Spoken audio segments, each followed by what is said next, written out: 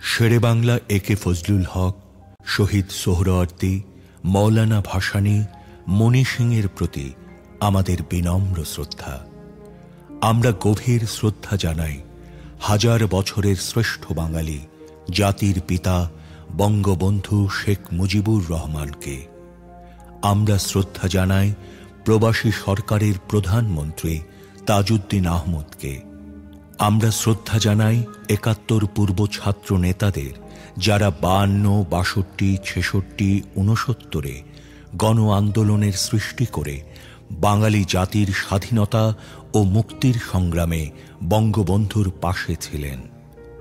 আমাদের বিনম্র শ্রদ্ধা রইল ৩০ লাখ শহীদ ও ৫ লক্ষ নির্যাতিত মা বোনের প্রতি। আমরা শ্রদ্ধা জানাই বীর মুক্তিযোদ্ধাদের, যারা স্বাধীন বাংলাদেশ সৃষ্টি করতে শহীদ হয়েছেন। আমরা শ্রদ্ধা জানাই লক্ষ লক্ষ মুক্তিযোদ্ধাকে, যাদের বীরত্বের কারণে আমরা স্বাধীন বাংলাদেশ সৃষ্টি করতে পেরেছি।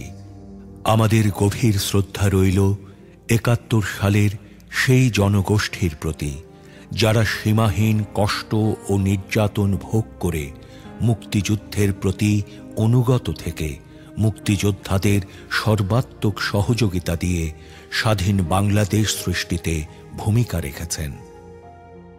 এদের সবার কাছে আমরা ঋণী।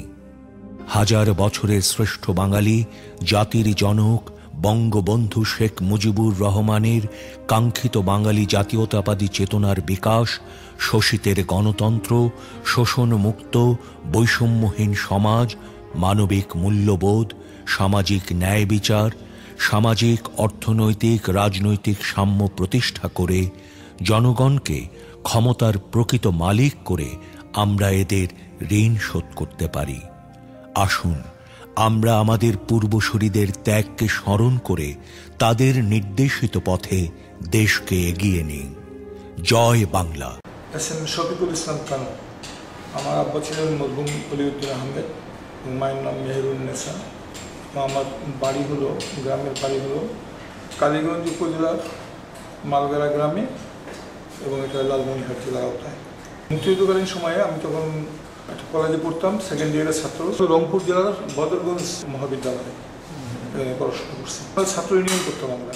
সেই সময় আমি ৬৯ গণ আন্দোলনে সম্পৃক্ত ছিলাম, এবং ৭০ যে নির্বাচনেও আমি সম্পৃক্ত ছিলাম। এবং ৭১ সালে যখন আমরা কলেজে গেলাম, মার্চের মানে প্রথম দিকে, প্রথম ১ তারিখে আমি আমার গ্রামে চলে গেলাম। আমার বাড়িটা হলো একদম সীমান্ত এলাকায়, একেবারে ওখানে গেলাম। ওখানে গিয়ে ঘোরাফেরা করছি। তারপর তো ৭ই মার্চ বঙ্গবন্ধু ঘোষণা হলো। তা আমার যেহেতু আমার ওই এলাকাটা ওই সীমান্ত এলাকা, সেখানে কিন্তু আপনি জানেন যে তখন বলা হয় যে EPR camp, east Pakistan rifles camp ছিল। তো আমার আব্বা আওয়ামী লীগ করতেন, উনি আওয়ামী লীগের সিনিয়র সহসভাপতি ছিলেন কালীগঞ্জ উপজেলার। তো একটি পর্যায়ে ২৬শে মার্চের পরে সম্ভবত আর কি ৪ এপ্রিল সেখানে যারা বাঙালি ইপিআর ছিল তারা কী করলো, তারা ওই অবাঙালি ইপিআরদেরকে হত্যা করে সেখানে তাদের কাছে আর্মস অ্যামুনিশন নিয়ে ওখানে একটা মুক্তিযুদ্ধের একটা গড়ে তোলা হলো। তো সেই ক্ষেত্রে আমার আব্বা সার্বিকভাবে সহযোগিতা করেছিলেন। তো আমরা অনেক সময় আওয়ামী লীগের বিভিন্ন লোকজন ছিল, তাদেরকে আমরা নিয়ে গেলাম বাড়িতে। এবং আমাদের যেহেতু আমাদের পাশাপাশি এই ইন্ডিয়া এবং আমাদের এই পাশাপাশ আমাদের অনেক আত্মীয় স্বজন ছিল, সেই আত্মীয় স্বজন বাড়িতে তাদেরকে রেখে আসলাম। একটি পর্যায়ে চিন্তা করলাম যে তো আমার তো মুক্তিযুদ্ধে যাওয়া দরকার। তো যেহেতু আমাদের বাড়ির সীমান্ত এলাকায়, আব্বা আম্মা তো কিছুই দায়িত্ব দেবে না, তো তাই তো কোনো সমস্যা নাই, এখানে কোনো পাক বাহিনীর ভয় নেই, কিছু নাই। তো একদিন আমি একটু আম্মাকে বললাম, মা কিছু টাকা টুকা দাও, আমি একটু এই মৌলানা ভাসানী নাকি আসছে ইন্ডিয়ায়, একটু দেখতে যাবো। তাই মা সরল বিশ্বাসে টাকা দিল। আমি চলে গেলাম। ওখানে বলা হয় শীতেই, বলা হয় শীতেই থেকে গেলাম হলো দিনহাটা থেকে গেলাম কুচবিহার। কুচবিহার ট্রানজিট ক্যাম্প ছিল, ওখানে আমাদের ওই মুক্তিযোদ্ধাদেরকে বিয়ে করা হতো, রিক্রুট করে।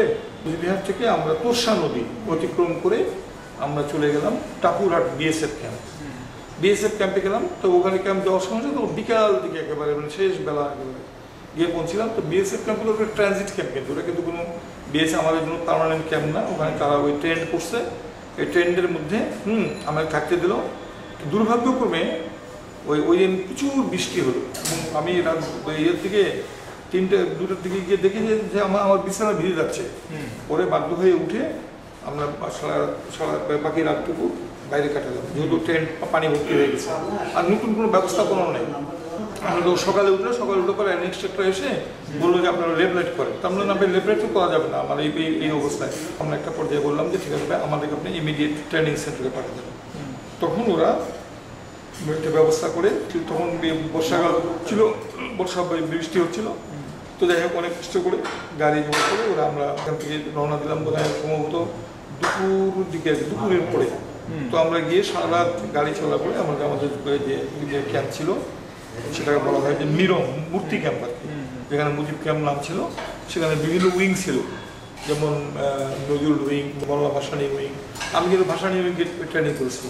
ওখানে বলা হয়তো আলফা, ব্রেভু, চার্লি, ডেল্টা, ইকো, এটা কোনো অধ্যক্ষর নাম। একটা পর্যায়ে গিয়ে মেডিকেল হলো, মেডিকেল হওয়ার পরে আমরা ট্রেনিং শুরু করলাম। ধরুন আমরা প্রায় 45 দিন আমরা ট্রেনিংয়ের পরে আমরা বিভিন্ন ধরনের আমাদের ট্রেনিংয়ের মধ্যে ছিল, ধরুন করা, এই অবস্টাকেল কোর্স ছিল, তারপরে আপনার বিভিন্ন আর্মস অ্যামিনেশন পরিচালনা করা ছিল, গ্রেনেড থ্রোয়িং ছিল, টুইন্স মর্টার্স বা থ্রোয়িং ছিল, SMG, SLR, তারপরে আপনার LMG, এগুলো আমরা ট্রেনিং সমাপ্ত করলাম। প্লাস আমাদের সবচেয়ে বড়টা মিলিটারি ছিল ডেমোলাইজেশন, ওটা ডেমোলাইজড করা, অ্যান্টি-ট্যাঙ্ক মাইন স্থাপন করা, ববি ট্র্যাপ স্থাপন করা, তারপরে আপনার এই রেলওয়ে লাইন তুলে দেওয়া। যাই হোক আমরা কোনো ট্রেনিং শেষে আমি আসলাম ভারতের কুচবিহার জেলা, ওইটাকে বলা হয় সিতাই। সেখান থেকে নিয়ারেস্ট বর্ডার হলো আমরা হাতিবান্ধায় খুব শক্ত ডিফেন্স ছিল পাকিস্তান আর্মির। সেই পাকিস্তান শক্ত ডিফেন্সে আমরা নিয়মিত আক্রমণ পরিচালনা করতাম। তো এই পর্যায়ে একটা দিন আমাকে হঠাৎ করে কর্নেল নওয়াজিস, তারপর হলো মেজর দেলোয়ার, ইয়াজদানি, ওই 6 নম্বর সেক্টরে আমি যুদ্ধ করছি এবং আমার সেক্টর কমান্ডার ছিলেন M খাদিমুল বাশার। তো উনি খুবই ভালো মানুষ ছিলেন এবং অত্যন্ত অমেক ছিলেন এবং উনি পরিশেষে উনি বাংলাদেশ বিমান বাহিনীর প্রধান হলেন। তারপরে একদিন এত দুর্ভাগ্যক্রমে তিনি অ্যাক্সিডেন্টে মারা গেলেন। তো আমাদের বিভিন্ন রণাঙ্গনগুলো ছিল কি, আমাদের তো মুক্তিযোদ্ধাদের মূল ইয়েটা ছিল যে হিট অ্যান্ড রান, কিন্তু মাঝে মাঝে হতো কি, মাঝে মাঝে এমন একটা পর্যায়ে হতো যে আমাদের কিন্তু সম্মুখ যুদ্ধ করতে হতো। কিন্তু একদিন অবশ্যই আমাকে বললেন, এসে বললেন যে কমান্ডার তুমি রেডি করো, করে চলো আমরা একটা অপারেশন করবো। তো যাই হোক আমরা ওই অপারেশনে গেলাম। আমি ছিলাম সেকেন্ড ইন কমান্ড এবং আমাদের যিনি ছিলেন উনি মহাতাবউদ্দিন সরকার, উনি বীরভূত। তো উনি বললো যে আমরা 6 ইঞ্চ মর্টার দিয়ে সাপোর্ট দেবো আপনাকে, আপনি গিয়ে কি করবেন, আপনি ফায়ার ওপেন করে আপনি অ্যাডভান্স করবেন। তো যাই হোক আমরা 6 ইঞ্চ মর্টার শেল হচ্ছে, আমরাও যাচ্ছি। গিয়ে একটা পর্যায়ে গিয়ে আমরা বসে আমরা ফায়ার ওপেন করলাম। রিপ্লাইটাকে সরজ হয়ে গেল। আমরা দেখলাম ওই রিপ্লাই করার পরে একটা পর্যায়ে গিয়ে আমাদেরকে সবসময় খেয়াল রাখবেন যে আমরা যারা মুক্তিযুদ্ধ করছি আমাদের কিন্তু গুলি বা বোম যেটাই বলেন না কেন, বা এক্সপ্লোজিভ যেটাই বলেন, এটা কিন্তু লিমিটেশন। কিন্তু ইচ্ছা করলে আমরা কিন্তু একেবারে যে একদম ধরির বেগে একেবারে কোথাও পারি না। কিন্তু আমাদের হয়তো দেখা গেলো যে আমরা একটা বেরিয়ে গেছি, হয়তো আমাদের 4টে LMG আছে, LMG 4টে আছে, গুলি ভর্তি করা আছে, SLR হয়তো 3টা আছে, রাইফেলের হয়তো 5টা আছে, এইরকম আর কি পর্যাপ্তগুলো গুলিগুলো শুরু ছিল। এবার আমরা কিন্তু আমরা গুলিটাকে আমরা প্রথমে গুলি করতাম, আবার ছেড়ে করতাম, রেখে রিপ্লাই আসলে গুলি করতাম। আর সবচেয়ে বড় কথা কি জানেন, আপনাকে একটা জিনিস খেয়াল রাখতে হবে যে আপনাকে কিন্তু এই ওখান থেকে অপসারণ হওয়ার কোনো ব্যবস্থা থাকতে হবে। আপনি সব গুলিগুলি শেষ করে ফেললেন, অপসারণ হবেন কীভাবে? তখন আমরা করতাম কি, আমরা সবসময় এটা আমাদের চিন্তা থাকতো যে আমরা ওই যে যুদ্ধ দেওয়ার সময় কিন্তু আমরা করতাম ওই LMG নিয়ে। তো LMG একটা গুণ কি জানেন, ওটা তো প্রায় আমাদের 32টা থাকে। একদিন ধরেন সে আপনি ক্লোজ হবে, একদম একটা ধরলেন, একটা দিলেন, দুটো টান দিলেন, দিয়ে মুখ করে একদম আগুনের হলকা ছুটলো, আপনি পশ্চাৎ অবসর করে চলে দিলেন। বুঝছেন? এইভাবে যুদ্ধক্ষেত্র পরিচালিত হয়। মূলত আমাদের যে ইয়েটা ছিল সেটা হলো যে অলওয়েজ তাদেরকে একটা বিজি থাকা।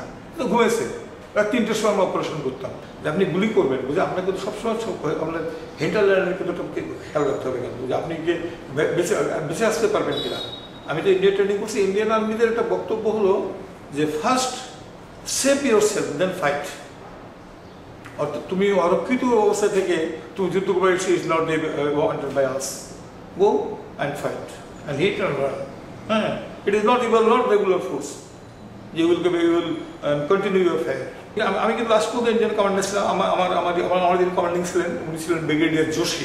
ওরা একটা যে ব্রিফিংগুলো করতো খুব কারেক্টলি অ্যানালিসিস করে ব্রিফিং করতে গেল যে কোন জায়গায় আপনি বসবেন, কোন জায়গায় ফায়ার করবেন, কোন জায়গায় আপনি গিয়ে শত্রুকে মোকাবেলা করবেন, কিভাবে আপনি পশ্চাৎ অপসারণ হবেন, সবগুলোকে তৈরি করা যায়। এইভাবে আমরা মুক্তিযুদ্ধ পরিচালনা করছি। তো এগুলো এইভাবে ওই বিশেষ করে ওই সেগুলি যুদ্ধের কথা বলি যে ওনারা 16 সাপোর্ট দিয়েছিল, আমরা গিয়েছিলাম, নজর সাহেব, দিলাওয়ার সাহেব ছিল, ইয়াজদানি সাহেব ছিলেন, এটা গেল।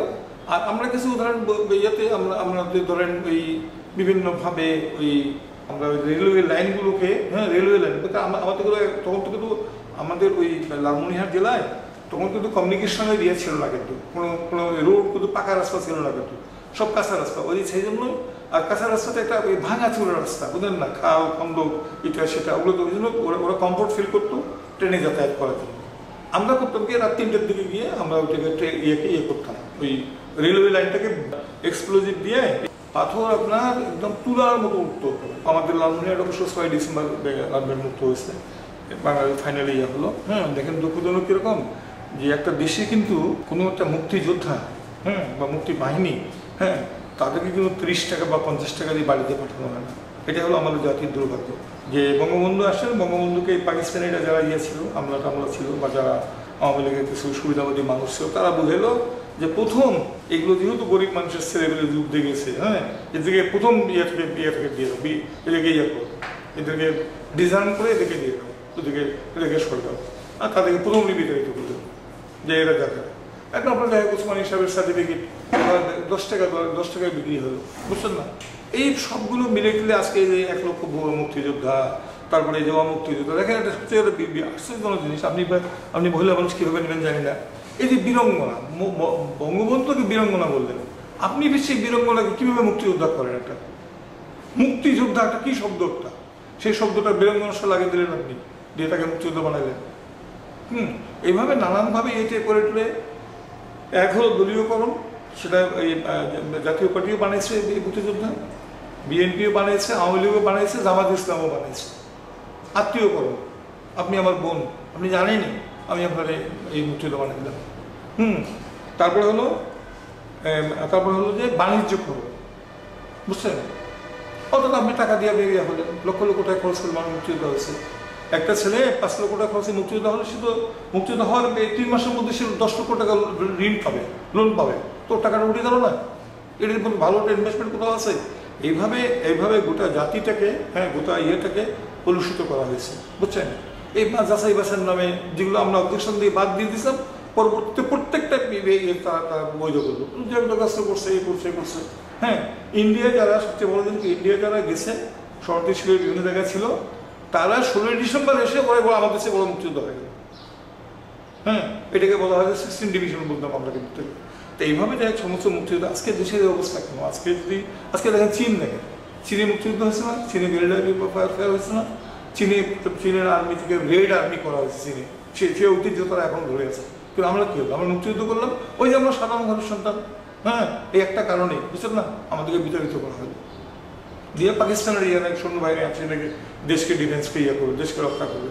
সস্তা যে তুমি ইন্ডিয়ার সঙ্গে এই যে ইয়েকে দিয়ে, এই পাকিস্তানের যেগুলো বাঙালি অফিসার ছিল তাদেরকে দিয়ে তুমি ইন্ডিয়ার সঙ্গে ফাইট করবা? ফাইট করলে আমরাই করবো, উই দি ফ্রিডম ফাইটার, আমরা ইন্ডিয়ান আর্মির সঙ্গে যুদ্ধ করবো, কিন্তু এটা আমাদের করতে দেওয়া হয়। এবং ফলে হলে কি আস্তে আস্তে এই মুক্তিযুদ্ধ এই যে আওয়ামী লীগ এত বছর ক্ষমতা ছিল, তার আগেও ক্ষমতা ছিল, মুক্তিযুদ্ধকে নিয়ে কোনো ইয়ে হয়েছে, মানুষের মধ্যে চেতনার সৃষ্টি হয়েছে না, চেতনা মানুষ বুঝে না। মুক্তিযুদ্ধ কি? মুক্তিযুদ্ধ চেতনা বলতে কি বোঝায়? এটাও নেই। এই মুক্তিযুদ্ধের চেতনাটা কি?